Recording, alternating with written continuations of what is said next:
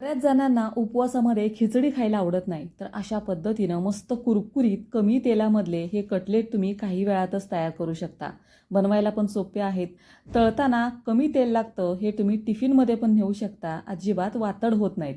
चला तर मग पटकन रेसिपीला सुरुवात करूया. उपवासाचे कटलेट बनवण्यासाठी इथे 1 वाटीभर मी हे भिजवलेले शाबू तांदूळ घेतलेले आहेत. रात्रभर मी हे भिजत ठेवले होते, व्यवस्थित भिजलेले पण आहेत. आता तुम्ही जर हे भिजवायला विसरलात तर मात्र शाबू तांदूळ हलकेसे तव्यावरती भाजून घ्या आणि ते मिक्सरमधून त्याची पावडर जरी तुम्ही इथं करून वापरलीत ना तरी पण चालेल. त्याचबरोबर मीडियम साईजचे 2 बटाटे उकडून घ्यायचे. म्हणजे हे बटाटे आणि हे शाबू तांदूळ एकत्र आपल्याला मळून घ्यायचे. आता हे मिक्सरमधून हलकंसं आपण बारीक करून घेऊया. शाबू तांदूळ मिक्सरमधून बारीक करून घ्यायचे आणि जो बटाटा आहे ना तो किसणीने किसून घ्यायचा, म्हणजे त्याच्यामध्ये अजिबात गाठी राहणार नाहीत.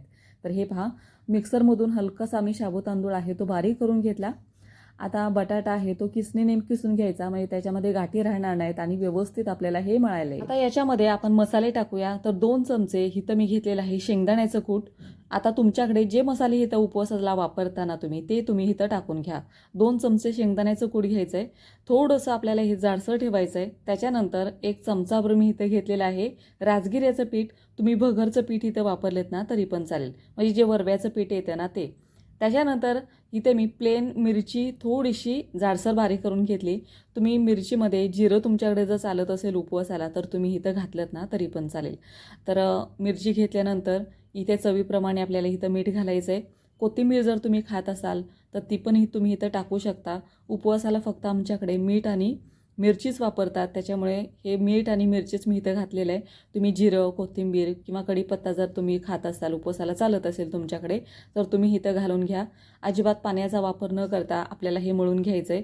म्हणजे जो बटाटा आपण बारीक केला आहे ना त्याच्यामध्येच हे शाबू तांदूळ मिक्सरमधून काढलेले आपल्याला छान असे मळून घ्यायचे. तर व्यवस्थित मळून झाल्यानंतर तुम्ही बघू शकता छान असा गोळा आपला तयार झालेला आहे.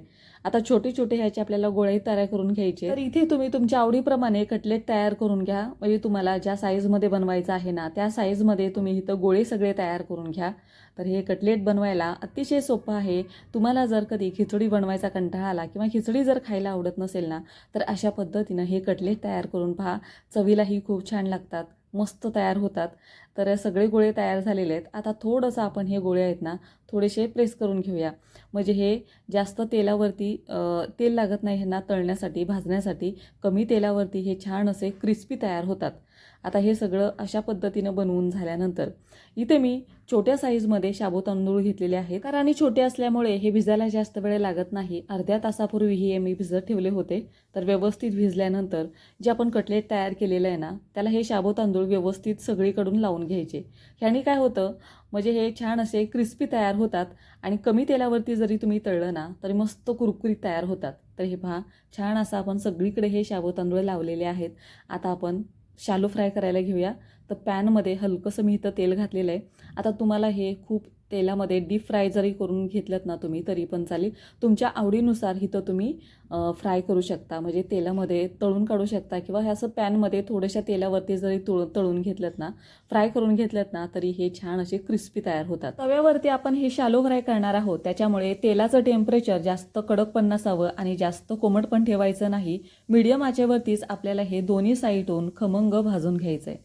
तव्यामध्ये कटलेट टाकल्यानंतर 1 ते 1.5 मिनिटानंतर हे उलटून घ्यायचं. दोन्ही बाजूनी थोड्या थोड्या वेळाने गुलाबी रंग येईपर्यंत चांगले भाजून घ्यायचे. तर कटलेट बनवायला अतिशय सोपं आहे. तुम्ही काही वेळातच तयार करू शकता.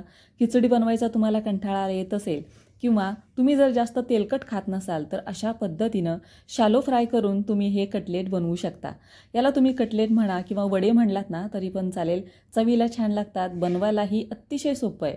तर टिफिनमध्ये नेऊ शकता. हलक्या फुलक्या भुकेसाठी हे तुम्ही आदल्या मधल्या वेळेतमध्ये बनवलंत ना तरी मस्त तयार होतात. तर हे पहा, छान असे गुलाबी रंग यावरती आपण चांगले भाजून काढलेले आहेत. तर तुम्हाला ही रेसिपी आवडली असेल ना तर तुमच्या मित्रमैत्रिणींबरोबर पण शेअर करा.